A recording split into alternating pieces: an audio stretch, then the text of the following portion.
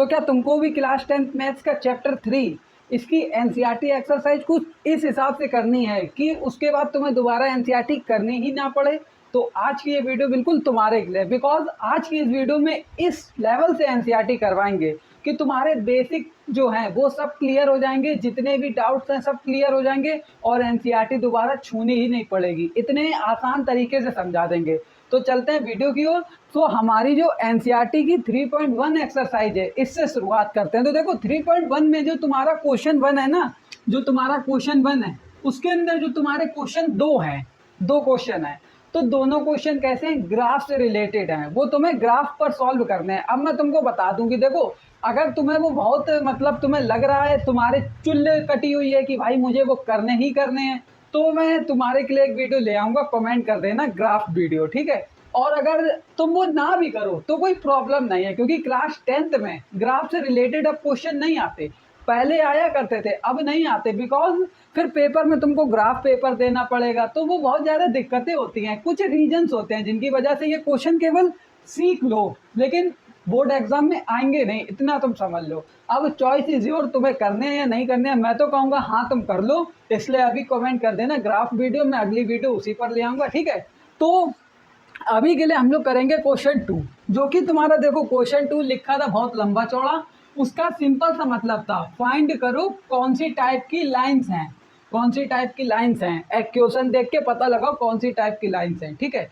तो पहले तो हम लोग एक्वेशन जो लिखी हुई है ना, इसका आंसर यहाँ डालेंगे। आंसर डालने के बाद हमको क्या करना पड़ता है, कंपेयरिंग, कंपेयरिंग, कंपेयरिंग, कंपेयरिंग, ठीक है। कंपेयरिंग करो।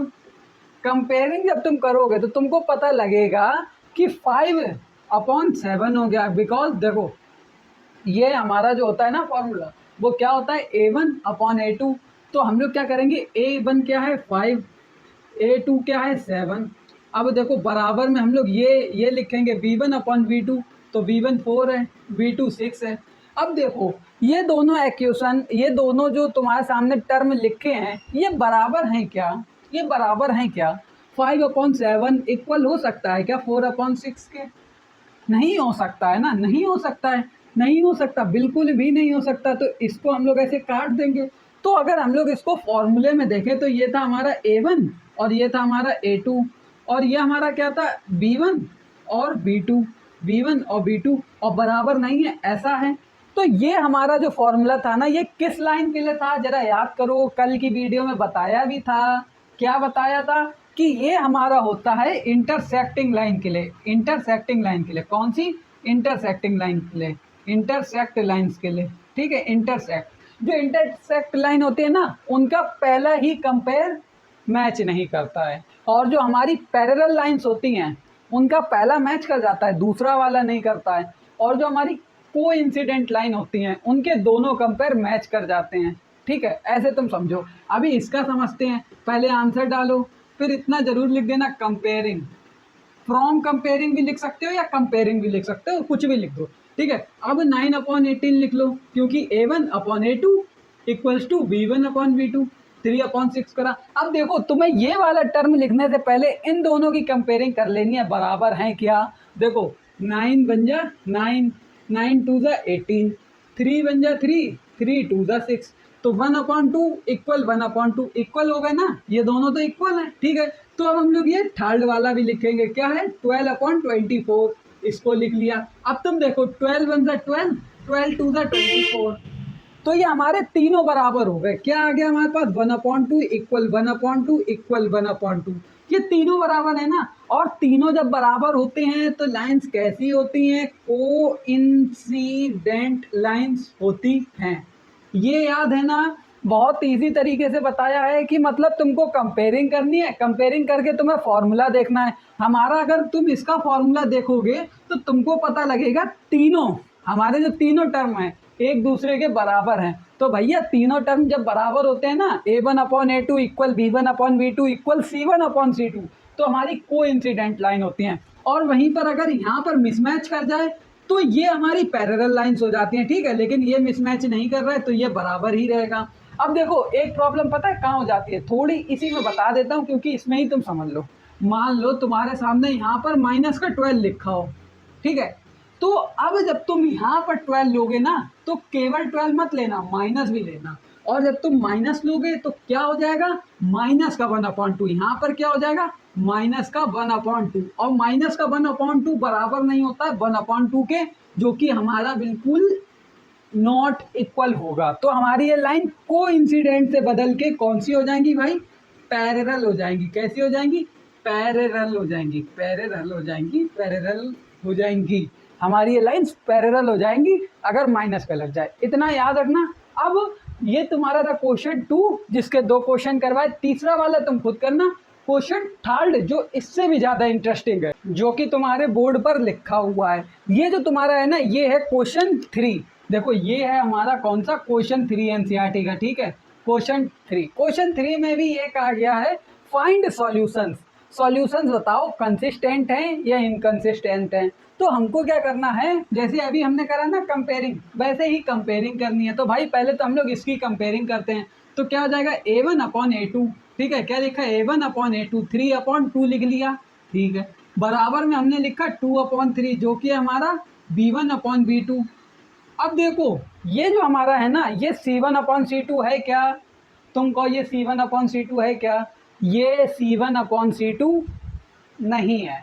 गलत हो तुम, गलत हो, अभी बच्चे हो तुमको पता नहीं है कि भाई एक बात बताओ, हमारी जो फॉर्म होती है ना वो कुछ इस टाइप की होती है। यहाँ लिख देता हूँ, देखो क्या होती है, AX + BY + C = 0। अब देखो AX लिखा है, BY लिखा है, लेकिन C जो है हमारा वो यहाँ पर मिसिंग है। तो हम लोग क्या करेंगे ना, इस 5 को इधर ले जाएंगे। तो हमारा ये क्या बन जाएगी इक्वेशन, देखो थोड़ी इक्वेशन में सुधार करना पड़ेगा। हमारी इक्वेशन बन जाएगी 3x + 2y, प्लस का 5 है ना इधर ले आओ, माइनस का 5 हो जाएगा, और बराबर में उधर 0 कर दो, बराबर में उधर 0 कर दो, ठीक है। और ऐसे ही इसमें भी कर लो, क्या हो जाएगा 2x - 3y, माइनस का 7 इधर हो गया, और 0 क्योंकि प्लस का था ना इधर आया, माइनस का हो गया। अब ये हमारा इस फॉर्म में हो गया। तो ये हमारी सही है इक्वेशन। मतलब केवल घुमाने के लिए जो तुम्हारा सी था ना वो यहाँ लिख दिया और तुमको यहाँ लाना था। अब कोई बच्चा होता है भाई जैसे तुम ही हो, तुम घबरा गए होगे, तुम कह रहे होगे इसमें तो सी नहीं है, तो भाई इसको तुम यहाँ ले आओ, बराबर में उसके उधर 0 छोड़ दो, हो गया सिंपल। बस अब हमको कंपेयरिंग करनी है। तो बताओ 3/2 इक्वल हो सकता है क्या 2/3 के? बिल्कुल भी नहीं हो सकता है। तो ये हमारा क्या हो गया, A1/A2 not equals to B1/B2। तो ये हमारी लाइन कौन सी हो गई, इंटरसेक्ट लाइन हो गई। इंटरसेक्ट लाइन कैसी होती हैं, ऐसी होती हैं जो कहीं पर एक जगह पर इंटरसेक्ट कर दें। ये लाइन हमारी बनी है इस इक्वेशन से। और मैंने तुम्हें बताया था कि अगर कोई लाइन इंटरसेक्ट कर रही है, देखो 2 लाइनें ही इंटरसेक्ट करती हैं, पहली तो इंटरसेक्टिंग लाइन, दूसरी होती हैं कोइंसिडेंट लाइन। क्योंकि देखो कोइंसिडेंट लाइन कुछ ऐसी होती हैं, ऐसी जो एक के ऊपर एक चढ़ी हुई होती हैं, और पैरेलल हमारी इंटरसेक्ट नहीं करती हैं। केवल ये जो हमारी पैरेलल लाइंस है ना, ये वाली, ये इंटरसेक्ट नहीं करती हैं केवल। तो इसी के जो हमारे सॉल्यूशंस होते हैं ना वो हमारे कंसिस्टेंट, अरे इनकंसिस्टेंट होते हैं केवल पैरेलल के, और इन दोनों के हमारे होते हैं कंसिस्टेंट सॉल्यूशन। और हमारी लाइन कौन सी बनी है, इंटरसेक्ट लाइन। ये इस फॉर्मूले से हमारी जो लाइन्स हैं वो इंटरसेक्ट लाइन है, हमको पता है। और इंटरसेक्ट लाइन के सॉल्यूशंस होते हैं कंसिस्टेंट। तो इसके जो सॉल्यूशंस होंगे वो होंगे कंसिस्टेंट सॉल्यूशन, कंसिस्टेंट सॉल्यूशन इसके होंगे कंसिस्टेंट। ओके ठीक है, ठीक है। अब देखो यहाँ पर ये लिखी है इतनी ज़्यादा गंभीर। देखो क्वेश्चन जो तुम्हारा दूसरा वाला था ना वो मैंने नहीं करवाया, क्योंकि दूसरा वाला इसी की तरह है, तुम कर लेना। तीसरा थोड़ा हार्ड लेवल का है। क्यों, देखो ये भी बहुत सरल तरीके में लिखा है। ये जो तुम देख रहे हो ना, पहले तो तुम इसको इसी की तरह सही फॉर्म में लिख लो। कैसे लिखोगे, इसका ये जो माइनस का ये जो 7 है ना, इसको यहाँ ले जाओगे माइनस का 7 हो जाएगा, 14 को इधर ले जाओगे माइनस का 14 हो जाएगा। अब मेरे पास इतनी जगह नहीं है कि मैं नीचे भी लिखूँ फिर ये सवाल करूँ, तो जगह नहीं बचेगी। मैं यहीं पर कर देता हूँ, तुम अपनी कॉपी में सही से करना, ठीक है। तुम अपनी कॉपी में सही से करना, मैंने तुमको बता दिया। और मैं यहाँ बराबर पर 0 कर दे रहा हूँ।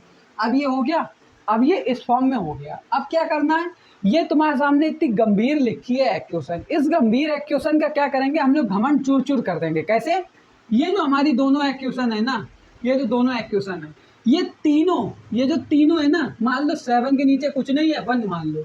अब इन तीनों को एक ही में हम लोग क्या सिंप्लीफाई करेंगे। कैसे करेंगे, सबको एक साथ लिख लेंगे। अपॉन में पूरा।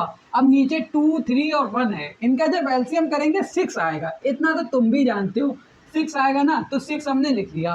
अब 2 से 6 कितनी बार में जाता है, 3 बार में, और ऊपर क्या लिखा है 3, तो इंटू में कर देंगे 3। ओके हो गया। अब प्लस का निशान है ना, यहाँ यहाँ देखो, ये याद रखो x लिखा है ना, तो तुम्हें यहाँ पर x और लिखना। अब प्लस लगा दो।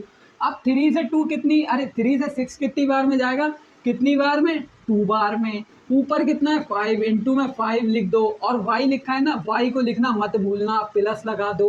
प्लस लगा दिया।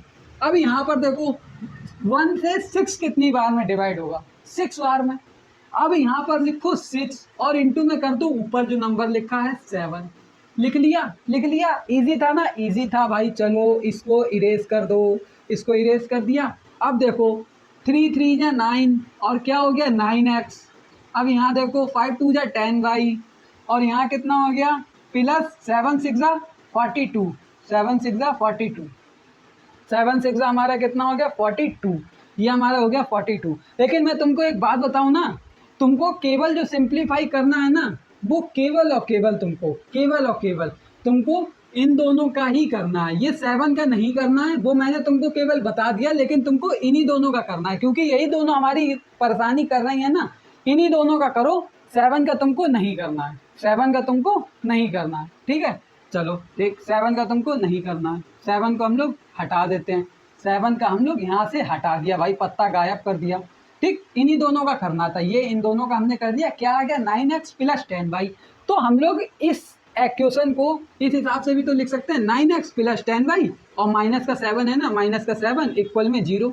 तो हमारी ये जो गंभीर एक्वेशन थी, इसको हमने कुछ इस फॉर्म में लिख दिया। अब हम लोग कंपेयरिंग करेंगे इस एक्वेशन की और इस एक्वेशन की। तो कंपेयरिंग करते हैं, a1 अपॉन a2 क्या हो गया 9 अपॉन 9 इक्वल्स टू माइनस 10, यहाँ कितना है माइनस 10, अपॉन में कितना है प्लस का 10, कितना है भाई प्लस का 10, हमने लिख दिया 10। अब तुम देखो यहाँ पर तुम देख सकते हो, हमारी ये यहाँ पर 9 बन जा 9 हो गया, 9 बन जा 9 हो गया, 10 बन जा 10 हो गया, 10 बन जा 10 हो गया। लेकिन यहाँ पर बहुत ज़्यादा जो हमारी दिक्कत है वो है हमारा यहाँ पर माइनस का है, यहाँ पर माइनस का है।